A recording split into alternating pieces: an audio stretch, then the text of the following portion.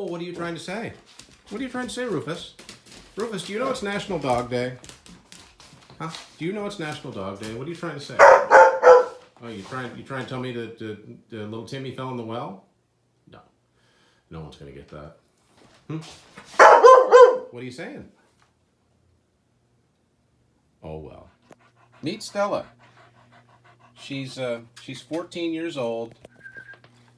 She's the best little girl in the world. She's very lucky. She's very lucky. Aren't you, Stella? You've seen Stella in some of the videos before. Well, she's a good girl. Aren't you? Huh? Stella. Okay. Welcome to Tim's Vinyl Confessions. Sarah's here with me, and this is just one we're doing for fun. It's National Dog Day. I don't know what country, but it's National Dog Day, so I thought, why don't we have a little fun and kind of show off some of our favorite album covers from artists that we enjoy that have dogs on the covers. So we don't have physical copies of all of these, but we're going to show you a few. And as Sarah will tell you, I never was a dog person. I'm just gonna. Oh, it's gonna show. Oh. Thank you for being a friend. That's cute. I didn't know it would do a musical montage, but... Ladies and gentlemen, Andrew Gold. You know, Yeah. lots of pictures of Stella. If some of you were thinking, that's not how I know that song. Anyway, it's a long story. Mm-hmm. Yeah. Okay, so I got an honorable mention here, and this one's kind of... Some of these are just drawings, and some of them are actual photos. So this one, I don't have this version of, but this is the Australian cover for the debut AC/DC album High Voltage, which is a charming little drawing of a dog urinating on what appears to be like a power transformer or a power station or something like that. So yeah, that's the only honorable mention. I'll let Sarah take it from here with your first album cover. So I've got Kate Bush, Hounds of Love. And hopefully you can see that there. And I don't know, I mean, it only makes sense that those are dogs on the cover, and it is a beautiful cover. But if you look closely, those are indeed two dogs in that picture with her. If I'm not mistaken, those were her dogs. They're beautiful. And I think their names were Bonnie and Clyde. Oh, that's so cute. So, and That's this, right of up my course, alley. this is her biggest album.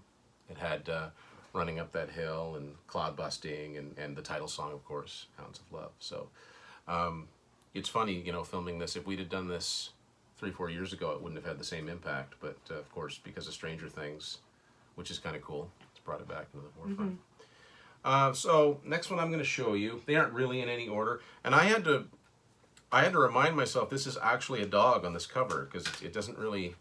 Anyway, it's the third album from INXS called Shabu Shuba.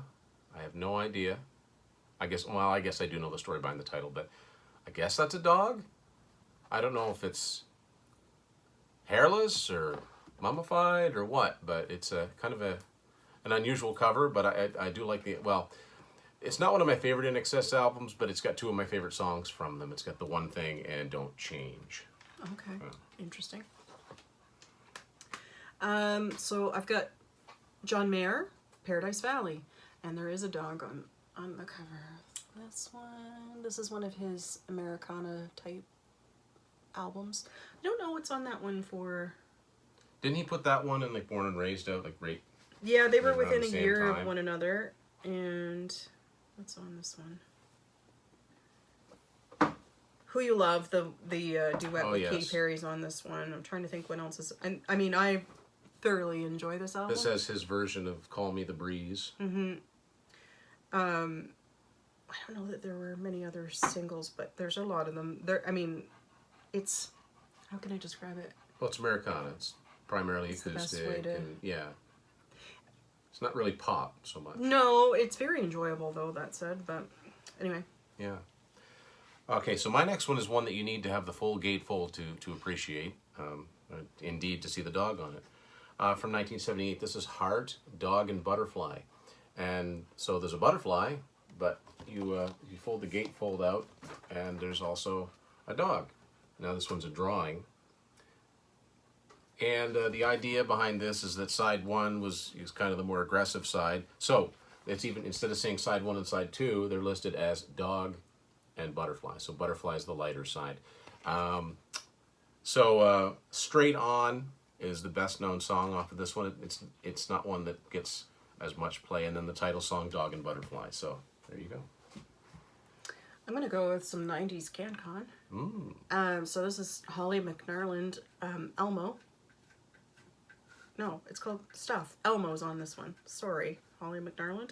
The song Elmo is on this, and there is a dog, and she is in this photo sitting inside the dog's mouth. Oh, I didn't notice that. Yeah. Now, correct me if I'm wrong.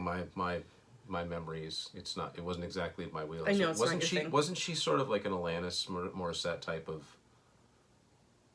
No. Kind of, I guess. She was like an alternative. Yeah, the only song that I can think of how it goes is, I think it's called Numb. There's Nam as well. Yeah. So, okay, so next, well, you know what? I'll change it up a little bit. I'm going to go CanCon. Again, it's a drawing. It's not an actual picture. From 1984, April Wine and Animal Grace. And if you're a kid of the 80s that grew up watching Transformers like me and had Transformers toys, this always reminded me of Ravage, the character of Ravage, which was one of the cassettes. Now, I think he was actually like a panther or a jaguar, but still, there you go. I don't know. I don't think a lot of time was spent on it, but I kind of like it. I like the red background. So, and the eye looks almost real, I think. So, there you go. Keeping with CanCon, this is Bryan Adams. Please forgive me, this is one of Tim's. Yeah, we let this one go. It's a single, but I mean, it's kind of cute. It's super cute. I love that he's got the photo with him on the back. And I think, if I recall correctly, the video So for this cute. song is just he Gordon. and his band recording the song in the studio. I don't know if it's that same dog, but there's a dog that keeps running around the studio throughout the video. As they would do. Yeah, definitely. I mean, ours would. So next up, I almost forgot about this one because I was getting down. I couldn't think of another one to show. Incidentally, there were a couple that I picked up, I put back down because they were kind of nasty looking, and that's not really what we were going for.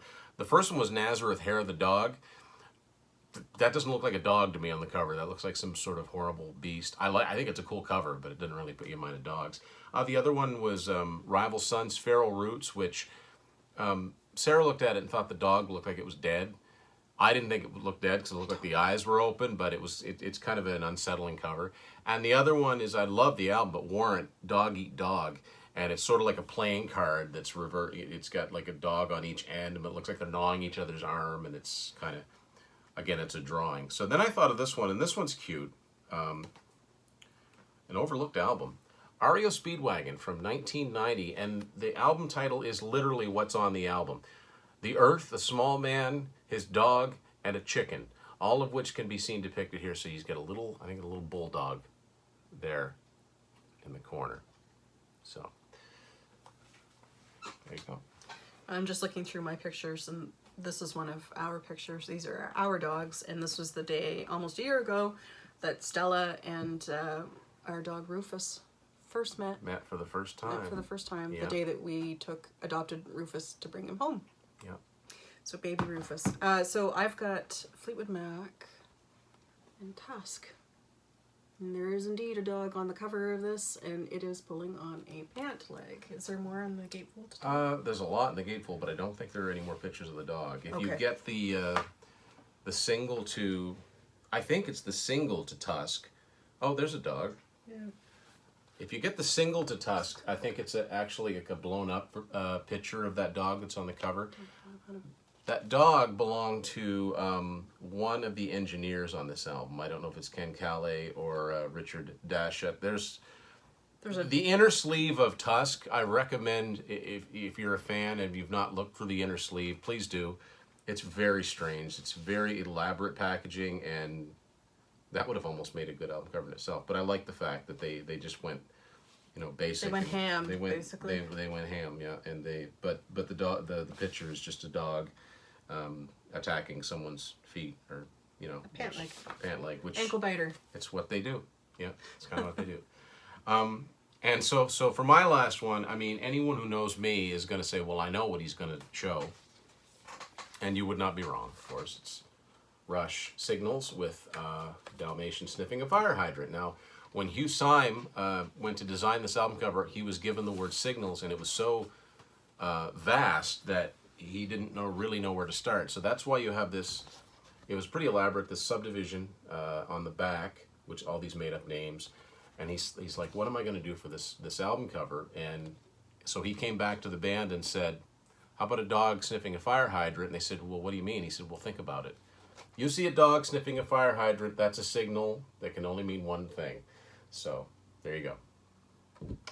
So yeah, though there's a lot more. You know, there's a James Taylor album, One Man Dog. There's a Blur Park Life has a couple of dogs racing on it, and you know, there's some plenty of other ones, but these are some from the music that we actually. I think it's just like. one of these things. Like if you love dogs, then they are a huge part of your life, and just the companionship and pure love that they represent.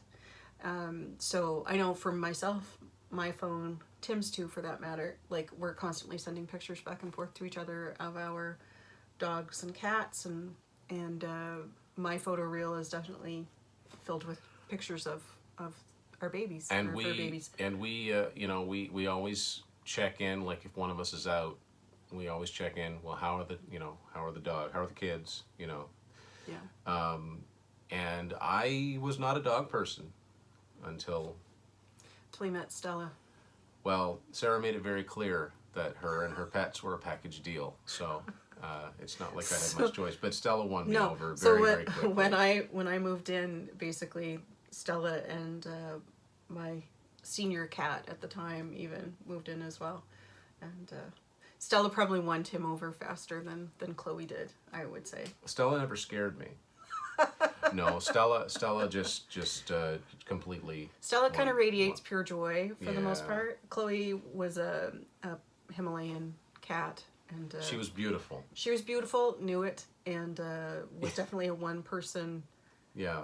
kind of pet, and so she was definitely I was mine. tolerated at best. Tim But was Stella tolerated. Stella was. Stella all- loves everyone for the most Yeah. part, and that's Now we're what not so dogs sure do. about Rufus.